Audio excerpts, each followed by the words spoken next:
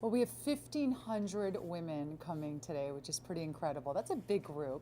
And what I love about it is all these women are coming here to get advice, whether they're starting out in their career, they're trying to find a new career, whether they're having some issues at work, whatever it is. There's, as women in business, oftentimes when things aren't going our way, we have so many questions and we look to others to get answers and see kind of what did they do on their path to success that I can also do as well.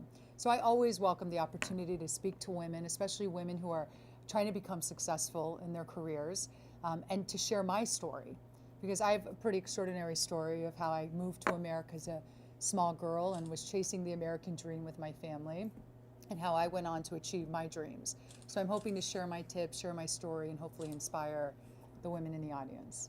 You always hear, if you're doing what you love to do, you'll never work a day in your life. And I agree with that. You, of course, have to love what you do.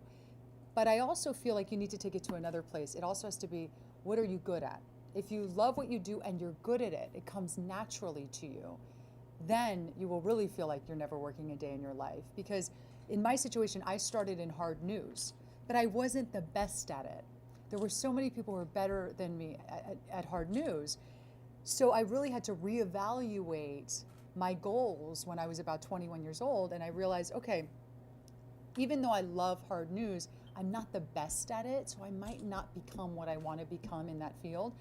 So instead, I love news, but what do I love talking about? I love talking about entertainment and fashion and beauty. I love giving women information that they can use on a day-to-day basis. I love takeaway with information. So that I instead went in that direction and became an entertainment news reporter, which I was really good at, in my opinion, if I can say so myself. No, but I wasn't just good. I was good at it. It was natural to me. I was passionate about it, and therefore I was able to excel in that field.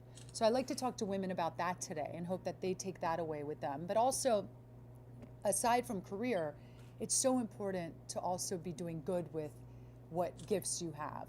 I've been through breast cancer and I learned so much throughout that experience that the most important thing I learned was to turn a negative experience into a positive. And I want to teach these women that whatever you're going through, whether it's a divorce or a breakup or you lost your job, where can you find the positive in that experience? Can you help other women now that you've gone through it with their journey going through it? Because I think both go hand in hand. I don't think you can be truly successful if you're not also successful in your personal life helping people, if that makes sense. So absolutely. I think career is obviously very important, and that we all think, well, that's going to bring us so much happiness if we can achieve our dreams as far as our career is concerned. But you also have to be giving back on the side. You have to also be helping, even if it's just a little bit every week, whatever you can be doing to give back, and then that way you're better rounded. Yeah. It's hard. Yeah, I mean, I'm pretty busy at work, and in addition to that, I now have a 7.5-month-old at home. And what I try to do is, and this is what I found works for me, as far as trying to get a little bit of balance, because it's hard. But what I do is when I'm at work, I give work everything. I'm at work 100%. I'm focused on work. And then when I get home, I give Duke, my child, 100%, and my husband 100%. What I was doing in the beginning was I was working and kind of calling Bill all the time and online shopping for the baby, that I wasn't focused at work. So when I would come home and spending time with Duke, I felt the need to keep going to my iPhone and check in with work. You see, so when you're at work, give it your all, so that when you get home at night and it's family time, you don't feel that pressure to get on the computer and finish your work. So that's what I found works very well for me. Yeah, that's the only way to get balance. Yeah. But trust me, I don't have all the answers as far as raising children is concerned, but I'm trying my best. And just like any working mom, you just have to you got to follow your heart and do what you feel is best that day. Thank you. Yeah, thank you. Thanks. How does it make you feel after giving a talk at a place, at something like the Women's Business Conference, if somebody comes up to you and says, you've really inspired me, or a light came on, thank you very much. How does that make you feel? I got to say, it is the greatest feeling in the world. When I set out to achieve my career goals, I honestly only thought that I would be giving people information like who's Britney Spears dating, and what Gwyneth Paltrow wore on the red carpet last night. And to be able to have people come up to me and say, you inspired me to get a mammogram, or I got a new job, I took your advice and I got the job I wanted. I mean, that's something that I never imagined would happen to me. I never thought I would have that effect on someone. So to have it now is incredible. And I'm able to look at the tough times I've been through recently and realize that not only did I come out stronger, but my goodness, because of it all, I'm helping people in a way that I never thought was possible. And once again, it's an example of taking something in your life that's hard and finding the bright in it, the light in it, and that's what I'm able to do. Now, do you get, on the opposite side of that, do you get women coming up to you? I mean, you've said by your own words, you've been through a lot, you've been through tough times. Yeah. Do you still get inspired by some of the women who come up to you? You know what's so funny is that's such a great question. When I decided to go public with my breast cancer, it was one of the hardest decisions of my life, but it was actually encouragement from my husband that got me to do it, because he said, you have this incredible platform. You know, every night you reach millions of women, a lot of young women especially, between E! News and Fashion Police and the red carpet and all these shows and websites that you work on. You reach so many women that imagine if you were able to share this information with them and let them know, hey, I was 36 years old, no family history of breast cancer, and I was diagnosed with breast cancer. If it can happen to me, it can happen to you. And so the fact that I had this platform made me realize I have to do something good with this platform. When I set out to share my story, I was hoping to inspire other women, and I just wanted young women to realize they weren't invincible, and that they could learn from my story, maybe go get a mammogram and just stay on top of their health. That was my only goal, okay? After all of that, you know, the messages that started coming to me about women sharing their own stories with me, I realized that I became so much stronger from other women. And I learn every day from other women and women who share their stories with me. And I'm mesmerized by the stories I hear from these women about how they got through it. And they were in much worse situations than I was, what their tips are. So yeah, it's funny you asked that, because I really did set off to help women, but in the end, sharing my story helped me more than I could ever imagine. It's true. Thank you. Hi. Do you have a question? No? Ask me something. I do. I do. As a Yeah. New mother, Yes.